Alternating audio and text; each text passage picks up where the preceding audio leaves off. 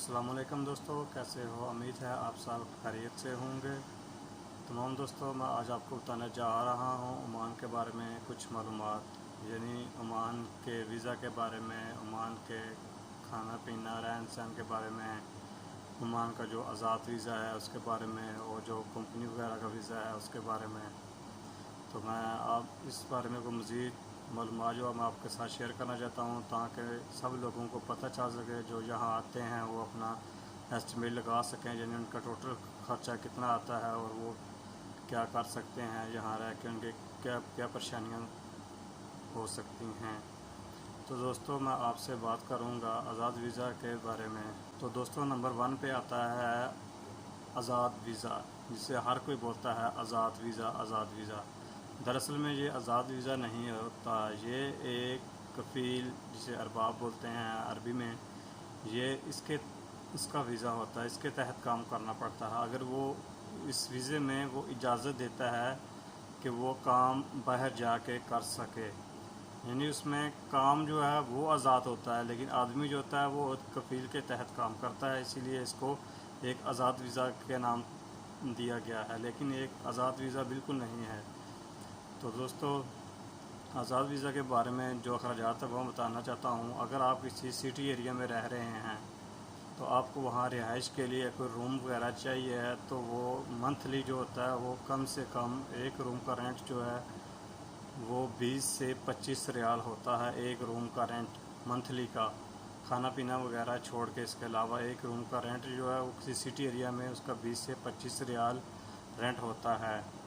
तो दूसरी तरफ आप खाने पीने के लगा लें तो जो खाने पीने का ख़र्चा है वो आम इंसान, नॉर्मल जो खाना खाता है आम इंसान, वो उसका तकरीबन 20 से 25 रियाल उसके खाने का ख़र्चा होता है। 20 रियाल रूम रेंट के और 25 रियाल खाने का ख़र्चा, नॉर्मल खाना जो आम इंसान खाता है, इतना ख़र्चा जनाब उसका हो जाता। अगर वो आप रूम किसी साइड एरिया में, यानी सिटी से बाहर किसी इधर मज़रा वगैरह जो बागात वगैरह होते हैं, वहाँ आपको बहुत सस्ते रूम मिल सकते हैं। वहाँ आपको रूम का जो रेंट है वो 10 से 15 रियाल मिल सकता है। और साइड एरिया में आपके खाने पीने की अशिया के रेट जो है वो दूसरी सिटी की निस्बत थोड़े से कम होते हैं। वहाँ आपको भी खाने पे भी तकरीबन 4-5 रियाल का जो वो मज़ीद कम हो सकते हैं। तो दोस्तों, इस आज़ाद वीज़े में अखराजात बहुत वगैरह होते हैं। 20 रियाल, जैसे मैंने बताया आपको, सिटी के अंदर 20 रियाल रूम का रेंट है और 25 रियाल नॉर्मल खाने का ख़र्चा है, यानी नॉर्मल आम इंसान जो खाता है उसका 25 रियाल ख़र्चा आता है। तो बाकी आप अपनी अय्याशी वगैरह जो करें वो आपकी अपनी तरतीब है, जितनी आपके पास पैसा है इतनी अय्याशी कर सकते हैं आप, उसका कोई बात नहीं। तो दोस्तों, आज़ाद वीज़े के लिए आपके खाने का प्रॉब्लम है, आपके रिहाइश का प्रॉब्लम है, आपका फिर मेडिकल होना है, इधर वीज़ा लगवाने के लिए मेडिकल होना है, उसके तकरीबन 10 से 15 रियाल उसके भी लग जाते हैं। तो फिर आपको इधर इधर का कानून है 2 साल के बाद वीज़ा रिन्यू करवाना पड़ता है। तो 2 साल के बाद जो आज़ाद वीज़ा वाले आदमी हैं वो 2 साल के बाद उनको वीज़े की पेमेंट भी करनी पड़ती है। तो दोस्तों, आज़ाद वीज़े के बहुत सारे अखराजात हैं।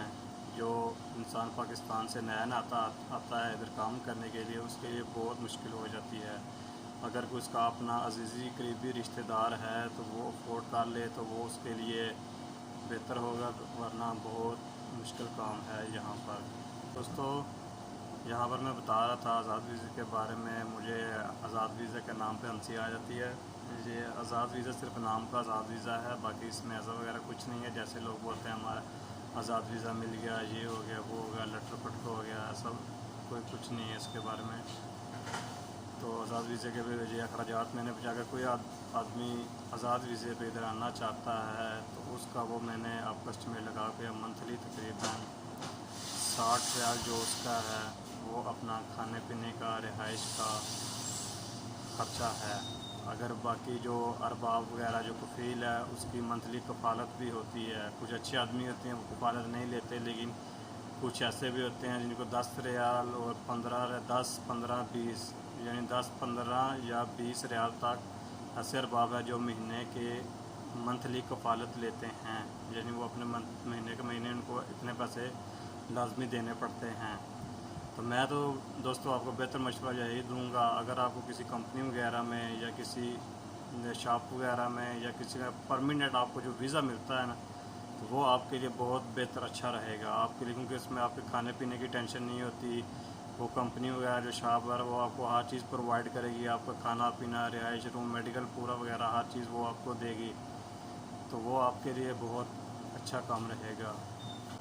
तो कंपनी वगैरह में जो वीज़ा वगैरह होते हैं, कंपनी वगैरह के काम वगैरह में, इसमें आपको खाने पीने की टेंशन नहीं होगी। खाना पीना, रिहाइश, मेडिकल, 2 साल के बाद रिटर्न टिकट आने जाने का, ये हर चीज़ जो ये कंपनी प्रोवाइड करती है, इसमें आपको टेंशन नहीं है।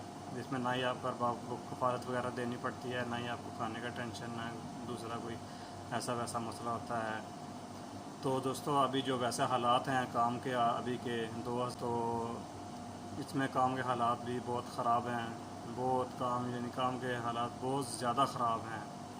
यानी जो आज़ाद वीज़े में आ रहे हैं, मैंने अक्सर देखा यहाँ पर लोगों को काम नहीं मिल रहा, इधर इधर भटक रहे हैं, कोई किसी के पास जा रहा है काम की तलाश में, कोई कहीं जा रहा है काम की तलाश में।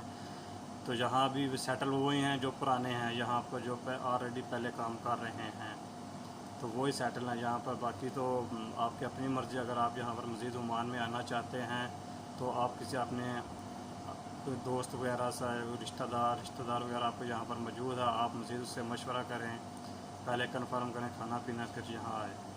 दोस्तों मेरा ये वीडियो बनाने का मकसद यही था।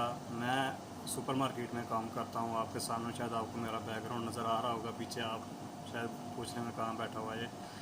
तो मेरा वीडियो बनाने का मकसद यही है ताकि सब लोगों को पता चल सके जो ओमान में आने वाले हैं या जो कुछ प्लानिंग बना रहे हैं, ताकि मेरी वीडियो के सब पता चल सके इतने अखराजात हैं ओमान में, काम की सूरत हाल क्या है। तो दोस्तों काम की ओमान में सूरत हाल बिल्कुल ख़राब है।